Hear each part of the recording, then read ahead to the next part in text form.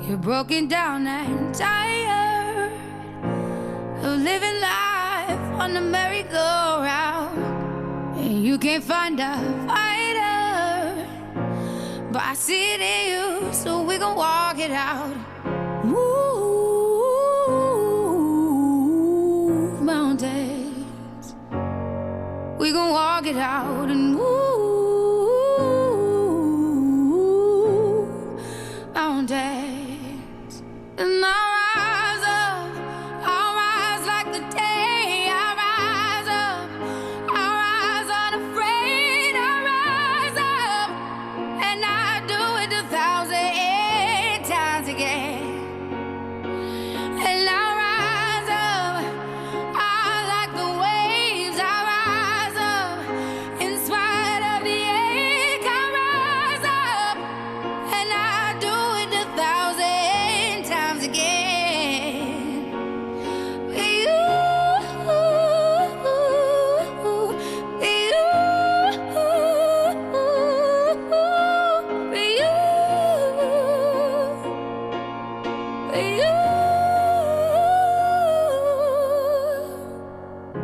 When the silence isn't quiet and it feels like it's getting hard to breathe, and I know you feel like dying, but I promise we'll take the world to its feet.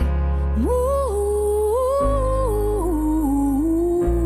mountains, bring it to its feet. Move mountains, and I'll rise like the day. I'll rise unafraid. I'll rise up, and I'll do it 1,000 times again.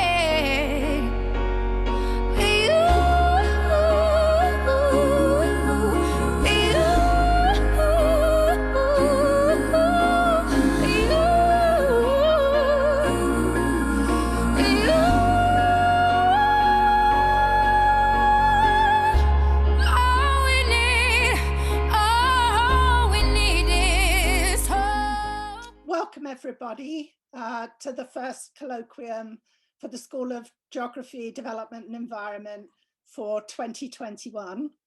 The slideshow you just saw was in honor of Lynn and in remembrance of her, and we're going to begin colloquium talking a bit about Lynn. But we also wanted to acknowledge all of the other people that we've lost. I know you've lost friends, some of you have lost family to COVID over the last few months, and we wanted to acknowledge that as well. So I'm going to start with a few words, and then we have a few words from other colleagues and a couple of Lynn's graduate students. And I hope you'll be able to stay with us until 5, because Lynn would have wanted the main part of the colloquium to have as much attention as possible because of her own commitment to social justice. But what we want to do to start with is to remember our colleague, Professor Lynn Staeheli. Lynn passed away here in Tucson on December 20th after a long struggle with cancer. She's survived by her husband, geographer Nell Kane, her sons, Topher and Dan, and Barrett, Lynn's first grandchild. She's also survived by her siblings and 5 nieces and nephews. Our sincere condolences to the family, some of whom are with us today. I think I saw at least Nell, and I believe some of the other family have zoomed in as well. So as you will have seen in the slideshow, and we'll post that somewhere for those of you who missed it, Lynn was a distinguished human geographer who focused on political, urban, and feminist geography. She was committed to social justice in every part of the world. She received her BA and PhD in geography from University of Washington and her master's from Penn State. She was hired as an assistant professor at the University of Colorado in Boulder in 1989 and was promoted to full professor in 2004. In 2006, she moved across the Atlantic to Scotland, where she held the Ogilvy Chair in the School of Geosciences at the University of Edinburgh. And she then moved to a professorship in the Department of Geography at Durham University. She joined the University of Arizona in 2015 as director of the School of Geography and Development, and she stepped down in the summer of 2019 because of her struggle with cancer. As director, she worked to hire, retain, and promote many of the current faculty, many of you on this Zoom. And she attracted some fantastic graduate students.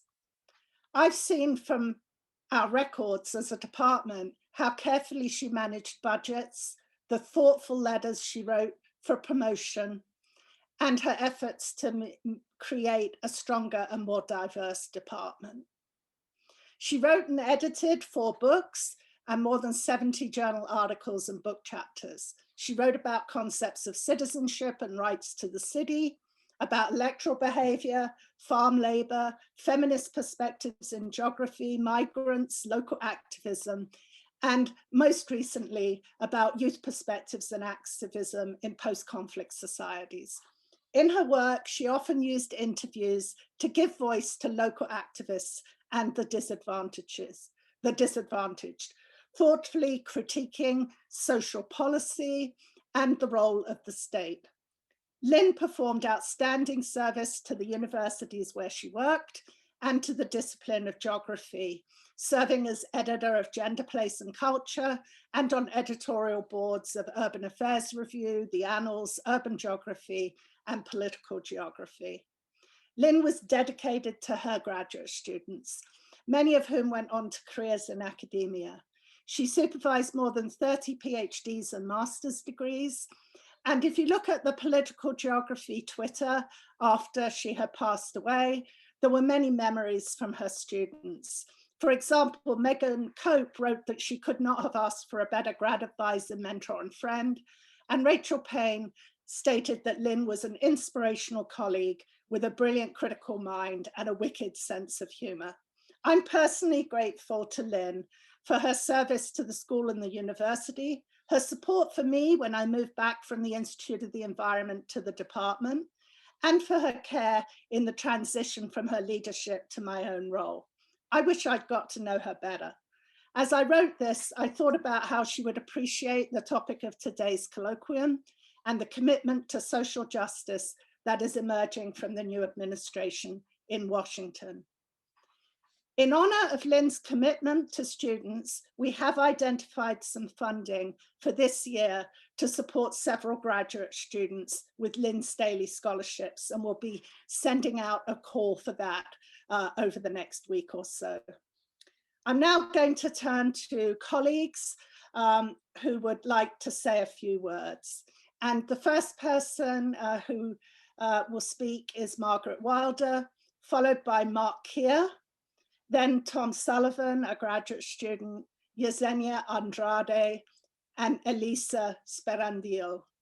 And then we have a short video from Dan Blair, Lynn's son. So Margaret, over to you. Thanks, Diana. I appreciate the opportunity to share a few thoughts about Lynn. I met Lynn when she came for her campus interview. Can you hear me okay? Yeah, okay. Tracy, Sapna, I think Liz, and I took her to an outdoor cafe at Geronimo's Plaza for lunch. Afterward, I walked away thinking, I kind of like her. Like the spring sunshine we had basked in, Lynn's straight-talking manner seemed like a breath of fresh air.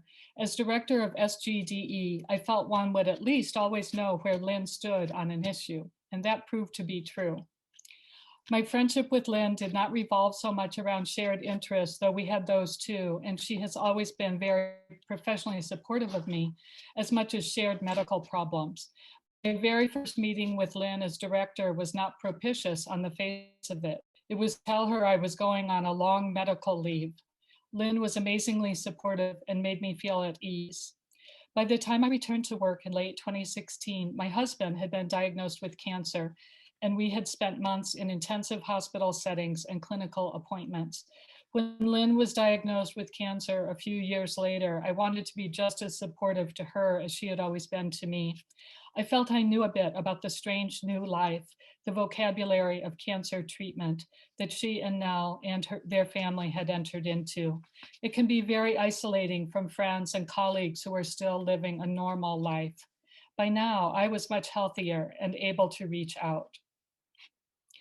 By chance, my daughter Elizabeth lived around the corner from Lynn in Armory Park, so she became their go-to house sitter when Lynn and Nell had to travel for treatment or trips. As Lynn's condition worsened, Elizabeth and I would often visit them together at home or in the hospital to deliver a shawl or chat with Lynn about her latest Louise Penny mystery novel. In what turned out to be their last conversation just before Christmas, Lynn told Elizabeth that she was ready for what was coming. Her only worries were about how her sons and Nell would manage when she was gone. In those last few weeks, thanks to Diana's coordination and with the family's encouragement, messages and videos poured in to Lynn from around the world from friends, former colleagues, and students, each one filled with shared memories about fieldwork trips, former engaging seminars, personal stories, and funny anecdotes. To the end, Lynn was quintessentially a beloved and a serious geographer. Like so many, I miss Lynn's wry sense of humor, straightforward manner, acute intelligence, and just her friendship so much. That friendship was really only just beginning. Thank you, Margaret. Mark? Thanks for the opportunity to say a few short words about Lynn. Lynn moved to the desert to take over as director of the School of Geography and Development the same year that I was hired as an assistant professor. And I derived a sense of camaraderie from that, even though we were at very different stages of our careers. When she arrived in Tucson, she was the PI on a $3 million ERC grant on youth citizenship in divided societies that included research teams in South Africa, Bosnia-Herzegovina, and Lebanon. She was at the pinnacle of a very successful academic career and super busy. Yet her door was always open to me. This was not figurative. I would often walk into her office without setting up a meeting for short chats, and she would give me a telltale eye if I was not welcome. Lynn was tough, negotiated everything, and had a wry, verging on sarcastic sense of humor. When I visited in the days before her passing, with her amazing family gathered to take care of her in the next room, we joked about smells of fish and family. That's how I knew that Lynn was all right. You learn a lot about someone by how they treat you when you're on the lower rungs of the academic ladder, where I spent most of my time during Lynn's time as director. She was always supportive. She wanted to talk to me about my work and tell me about hers. We were not equals as scholars or certainly in the department or university, but she made me feel like I was valued. And as a feminist scholar and someone who navigated the early stages of her career as a single mother, she was able to provide a unique perspective and be a source of support, validation, and valuable counsel in dealing with the university as we grew our family. I hardly saw Lynn over the past year. I felt guilty about this, but she was happy to see me when I visited in December. She said she was at peace and that she was ready to go. I'm sad, but also happy that she's no longer suffering. I want to close with a short and I think funny excerpt from one of Lynn's more widely cited recent articles that reflects both her scholarship and her personality. Quoting, "Contemporary debates over citizenship seem a lot like a Where's Waldo book. The picture books and allied products feature a search for Waldo, a cartoon character in the midst of complex scenes, crowded with people, animals, and buildings. Traces of Waldo and of Waldo-like figures are sprinkled throughout each page, interacting with the nearby environment and other people, and engaged in many different activities. Yet as Waldo is embedded in specific scenes, he nevertheless goes on fantastic voyages that seem to transcend space and time. He has different names and different features in different parts of the world. He is sometimes confused with his opposite, Odlaw, Waldo spelled backwards. And the incessant search for him makes him seem simultaneously elusive and ubiquitous. Working through debates over citizenship is like trying to pin down Waldo in his books. And a bit, I would add, like trying to pin down Lynn. And I'm glad we all found her in our lives. Thank you, Mark. Thomas Sullivan. Thank you, Diana. First of all, I just want to express my condolences to Nell and Lynn's family who's been able to join us today, and also to thank Diana and the department for creating the space today to share our memories of Lynn, and also to kind of share memories with Lynn in her final weeks as well.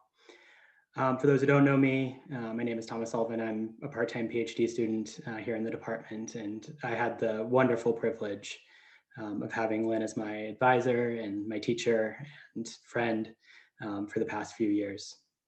More than anyone I've ever known, Lynn always seemed to know just how much to push me, to help me grow, but also how to support me when things got hard.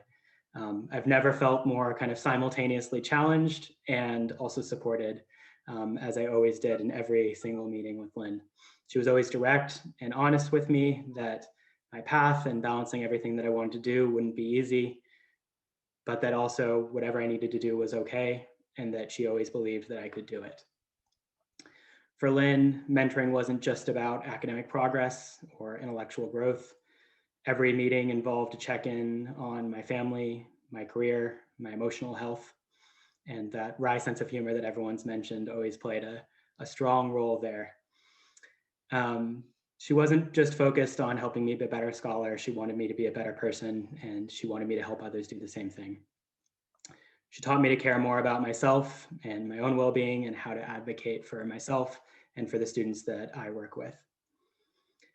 I loved working with Lynn, and as I look back on my own journey and my own work with students over the past few years, I see Lynn's fingerprints everywhere, and it's all for the better. I miss her so much every day, but I know that Lynn's impact lives on in both her scholarly contributions and her contributions to our field, and also in the lives that she's shaped, both directly and indirectly. I think this is the kind of impact that she wanted to create, and I feel so lucky to have had her in my life. So I love you, Lynn. I miss you. I'm going to make you proud. Thank you. Yesenia.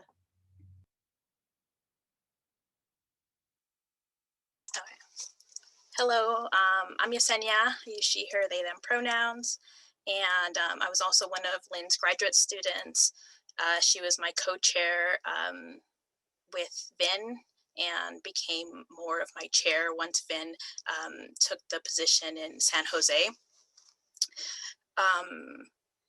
I'm really comfortable talking about my research and my work, but less comfortable talking about my feelings and my experiences, which I think is also part of what made working with Lynn great. I think she similarly had that. She, even after she told us about her diagnosis, she really made sure that she knew that what she wanted to focus on was work and did not treat her any different, and still email her about questions and all these kinds of things. And even up to my last conversation, she just wanted to talk about my work and how was my progress and all these things I should be reading and add to my list and stuff. And I feel like a consistent experience with everybody else, that she was very direct. She was very direct about what she wanted, and she didn't like BSing, right? Did you read? Did you not read what I told you? And that kind of stuff. Even in our private meetings, she was always very direct. And in my work, I come from a more social justice background. I did my master's in MAS. And so I talk a lot about my work about community healing and community activism and community. And she really hated that. She really hated the term community. She, I think, has scholarly work that talks about why. And she would tell me every time that she hated it and just challenged my use of it. And I mean, it was fun and it was great. It was a great discussion that we had almost in every private meeting. And it was helpful because she was honest. Like, that's just not where she's going to back me in things. But it would also help me in between meetings to really bolster my argument as to why I was using it and why it was important. And I think I just had a more optimistic view of concept of community than Lynn at some points. But her humor, again, I think like everybody else, she just made me feel really seen and heard as like a whole person. And not just a student. And similar to Thomas, working full time and transitioning into a variety of different roles, she was unbelievably supportive. And I feel really lucky to have spent the number of years I did working with her and engaging with her. I know Thomas, myself, Dino, Michael, and Becky worked really closely with her on reading groups and a number of panels that she put together and advised us through. And so I not only thank her for that experience in working with her, but also building that kind of scholarly community with my colleagues. I think that was really great. And yeah, well, thank you, Diana, and everybody for giving us this time and letting us reflect. And I kind of just threw Becky into this. So Becky's going to take a few minutes to say something too. Go for it, Becky. Thank you. Hi, everyone.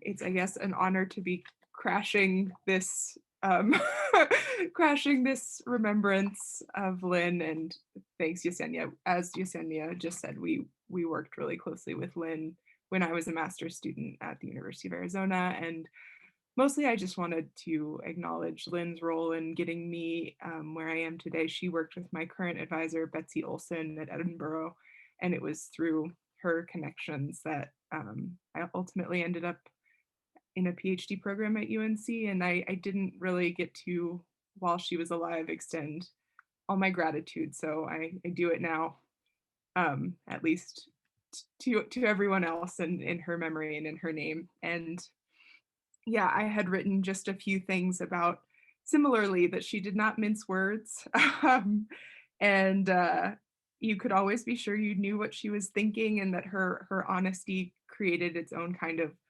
like safety, and it was its own form of care. Like you knew that you were getting what she thought, and there's nothing disingenuous about her, even though sometimes her feedback was hard to hear. She said things like she meant them, and that was also how you knew you could trust her encouragement and support. And so yeah, thank you for letting me say a few. Yesenia was like, let's do this. So it's wonderful to see you all again and be part of remembering Lynn. She definitely, I'm happy to be part of her lineage of feminist geographers, and I smile every time I'm reading something and see her name cited. So Thank you. Elisa. Thank you, Diana. So my name is Elisa Sperandio, and I'm one of Lynn's students as well. And I first read one of Lynn's co-author pieces on feminist geography when I was an undergrad. And so she was the first person that I decided to contact when I wanted to come here at Arizona. And sending that email, I was worried, I was terrified, and she quickly told me to get over it. She was brilliant, she was direct, and she made me feel welcome and valued from the very first moment that we interacted. In every interaction since, Lynn provided mentorship, stern and honest feedback, but always encouraging. Life advice that I did not always know that I needed, but she knew. Lynn loved her family deeply, and she was a dedicated scholar whose work was foundational to the field of feminist political geography as it exists today. Her legacy lives on in the love and appreciation of those who knew her, in her work, and in the scholarship that she helped advance and inspire. So thank you all for joining us today in remembering her. It means a lot to all of us. Thank you. And someone I didn't know was going to be here, but represents Lynn's unbelievable commitment to undergraduates. I asked to say a few words. That's Dino Kadic. Dino. Hi, everyone. Just to reiterate Thomas's thanks to the department for organizing, and my condolences to Nell and Dan and Lynn's family. I was an undergraduate in the department, and I walked into Lynn's office one day, I think this was 2015 or 2016, shortly after she started, before she had any grad students. And Beth Michnick had kind of sent me in, and I was too naive and ignorant to even know that I should be scared. And I sat down at that table by the window and told her I was interested in doing work in Bosnia. And then she told me about her work, what she was doing, and it all just spiraled from there. And in the years that I worked with her, as again, fresh faced and ignorant as I was, she never talked down to me. She never put me in my place, although maybe she should have. She always treated me as an equal and pushed me to go farther. She put me in graduate classes and just really mentored and supported me in any way she could. And I certainly would not be where I am today without her. And although she had this kind of tough as nails side that everyone has touched on, she was also a profoundly kind and caring person, which unfortunately I learned as we were going through different tragedies together. Lynn was always there for me, as other people have said, and she, in the manner of a feminist scholar, she never kind of separated our professional and personal lives. And knowing how much trouble Lynn had with feelings, the fact that she was willing to put herself out there like that, I'm really thankful for. And I feel a tremendous sense of loss that she's not someone I'll get to carry through with me in my life, except as a memory. So thanks, everyone. Thank you, Dino. I'd now like to show a video from Lynn's son, Dan. Hi, friends and colleagues of my mom, Lynn Staeheli. My name is Dan, I'm her oldest son, and this is Barrett, her oldest and only grandson. I wanted to send a video message out to you to say thank you and provide closure for Mom's passing. Many of you have reached out with letters, flowers, or pastries. We appreciate these. We shared these with Mom, and many tears were had at these touching gestures. If you didn't get a chance, that's okay too, because she told us not to do it, and she didn't want her condition being broadly advertised, and she changed her mind very late. As a way of saying thank you, my brother Topher and I wanted to share a few words as tribute to Mom. She said no eulogies, so I hope this fits her expectation, and if not, tough. Tough, right? Tough, right, Barrett? Tough. As colleagues and friends, many of you are probably wondering the same question. Was she really like that all the time? The answer, of course, is yes. Growing up with Mom, she had this unique blend of intensity and empathy. And so it kept her going, and I'm sure it impacted the way you interacted with her. This is what fueled her to travel for work, so much that she ran out of pages in her passport. When she got extra pages added, she filled those up too. When she got back and shared her travels with us, the stories were about individual people, individual experiences that were unique to her destination.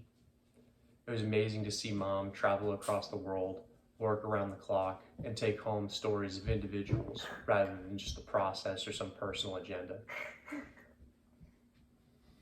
Come here. Come here, buddy. Some of the things I remember the most about growing up were the dinner parties. We'd have friends, professors, students up to the house for dinner, for which Topher and I were always invited. These parties were teaching events. For this group of very important academics, there was a lesson. Regardless of academic credentials, you were still subject to having shoelaces tied into 1,000 knots or being forced to wrestle a 6-year-old on a living room carpet in front of all your friends. For Topher and I, there were also lessons. We learned how to interact with adults, that no institutions were completely beyond reproach, and the world was filled with positive role models, even if they were geographers. Of the two biggest decisions in my life, I knew she was happy with both, even though we initially disagreed on one of them. First, when I got accepted to grad school at Case Western, it was 10 days before the semester started, and she told me not to go. We cried together in the kitchen, and she told me later that it was because she knew she couldn't help me. I went anyway, and I slept in my car for a few days to ensure that I made the first day of class.